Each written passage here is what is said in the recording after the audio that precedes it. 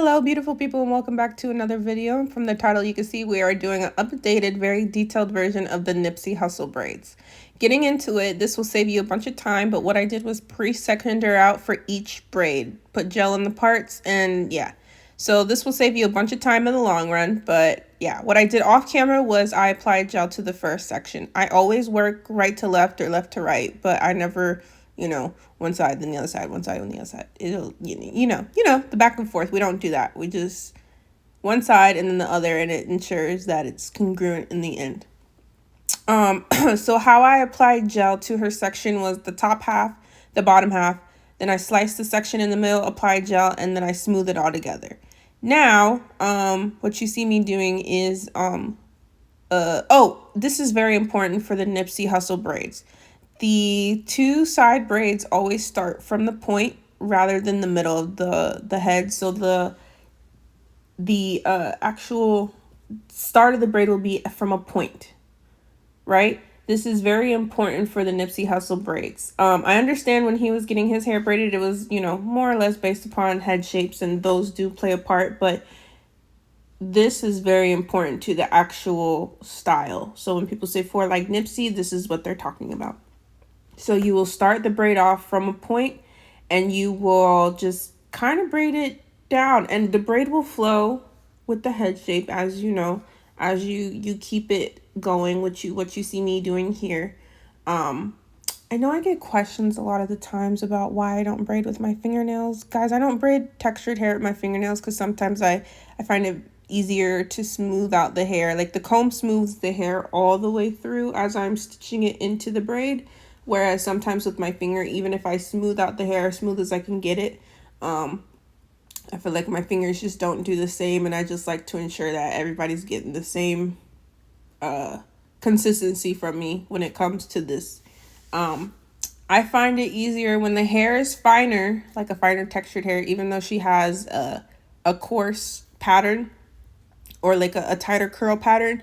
Her hair is on the finer side. When the hair is finer, you will do smaller stitches. When the hair is thicker, you will do bigger stitches. That's why if you like go through my page, you might see some people have smaller stitches than other, and some people have bigger stitches than other. But that's a good rule of thumb to follow.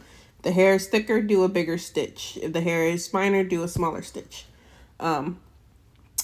This is also very important to the hairstyle. When you're doing stitch braids, guys, as you can see, like her part is kind of curved because, nobody has a straight head. So everybody has like a curved head. When the head starts to curve, you will keep your stitch in line with the curvature of the head. So for example, like you see me doing now, the stitches will thicken up a little bit because we have to keep the braid consistent. And then we have to, I feel like I'm losing myself here. The braid has to stay consistent, like straight across, like the braid it hasn't moved. It's moving in one direction. To keep it like that, the top half has to be a little bit bigger because that's where the head curves. Whereas like by her ear, it has to be a little bit smaller. If that makes sense. I hope I'm not losing you guys. I'm trying to explain this the best I can.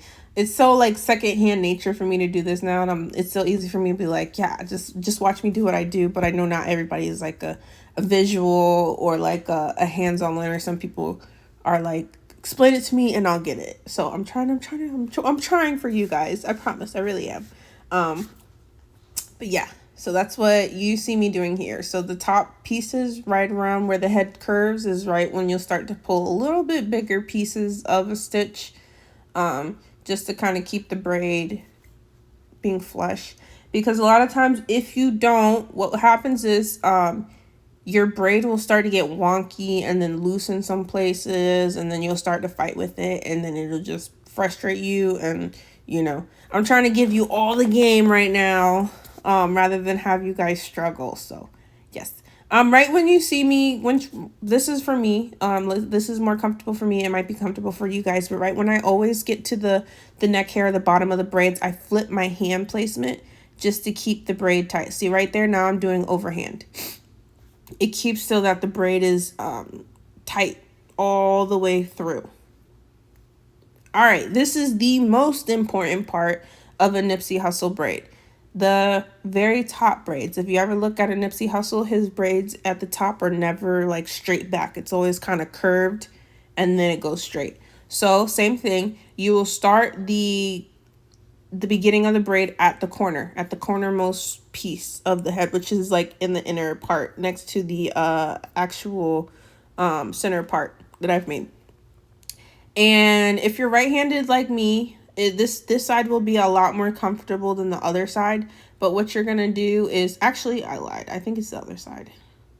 Yeah, the other side is a little bit more comfortable because I'm right-handed. So if you're left-handed, you might find this side a little bit more comfortable. But what I am doing, I apologize. I know it's very hard to see the left side, what it looks like. But on the right side, you're going to try to keep the braid as close to the hairline as possible until you're like about 2 inches in, which you're going to then go back. I hope I explained that okay. But yeah, so what I'm doing now is, again, I'm braiding it as close as I can to the hairline. And then right when I start to make my way to the back of the head, that's when the braid will flip and go straight back. Yeah, here's a better angle of this. So, trying to keep it the curvature of the front braid, or the top two braids, are the most important part of the Nipsey Hussle style type of 4 braids.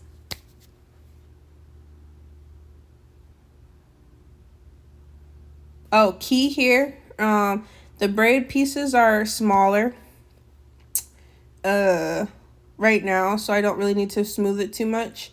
But as I start to add more hair to the braid and the braid gets thicker, if your client has textured hair like mine does, I find it easier to or I find it a good trick to is like smooth out the braid, like smooth out the pieces that you're combing into the hair, smooth out the top pieces, smooth out everything with the comb, just to make sure that everything is flush. There's no fluffy pieces, there's no fuzzy braids. Like, just make sure you're combing every little bit and piece. This is what I'm talking about right here.